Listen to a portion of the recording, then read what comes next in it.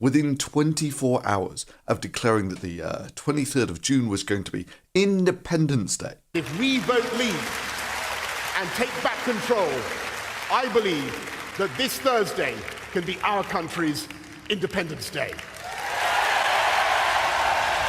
Boris Johnson, the de facto leader of the Leave campaign, was saying how important it was to make sure that we were closer than ever to Europe.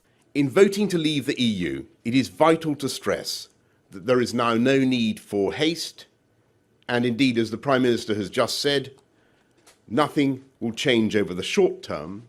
And to those who may be anxious, whether at home or abroad, this does not mean that the United Kingdom will be in any way less united, nor indeed does it mean that it will be any less European. That this Thursday can be our country's Independence Day. We cannot turn our backs on Europe. We are part of Europe. Indeed, there was so much backpedaling that if he'd been promising that stuff just 1 week earlier, you would have thought he was campaigning to remain in Europe, not being the de facto leader of the Leave campaign. The second point I want to make is I've seen a lot of confusion over the weekend about the status of people living in this country.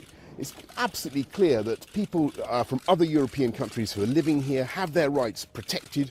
All that people want to see is a system that's fair, impartial and humane to all people coming from around the world. Oh, what? You mean, Boris, we need something kind of like, what's the name of it? The European Union? And also, obviously, people from the UK living abroad, living in the rest of the EU, will also have their rights completely protected. I just worry there's been a certain amount of confusion in the media over the last 24 hours. Thanks a lot, folks. And a day or two after that, he had gone from the favoured new leader of the Tories, after, of course, the Prime Minister resigned, to announcing that he wasn't going to be running at all. You who have waited faithfully for the punchline of this speech, and in view of the circumstances in Parliament, I have concluded that person cannot be me. But I know what you're thinking. It's easy to predict these things with the benefit of hindsight. I mean, after all, everyone is a general after the battle. It would have meant so much more if you'd have actually said these things before he'd resigned. What, you mean like this? And the thing that's maybe remarkable about this footage is this is one of the lead Brexiters in his moment of triumph, his great moment of victory. And yet he has the demeanour of a broken man who has just lost the biggest battle of his life.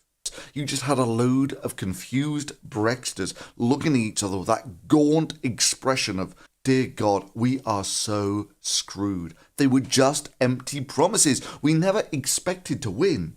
People are going to lynch us when they realise that we only promised all of that stuff because we never expected to have to deliver on it. We never expected to win. Meanwhile, where are all these popularists who only hung around while the people were cheering? When the shit hits the fan, some guys run and some guys stay. Here's Charlie facing the fire, and there's George hiding in Big Daddy's pocket. Never to face the music of the wreckage of their empty promises.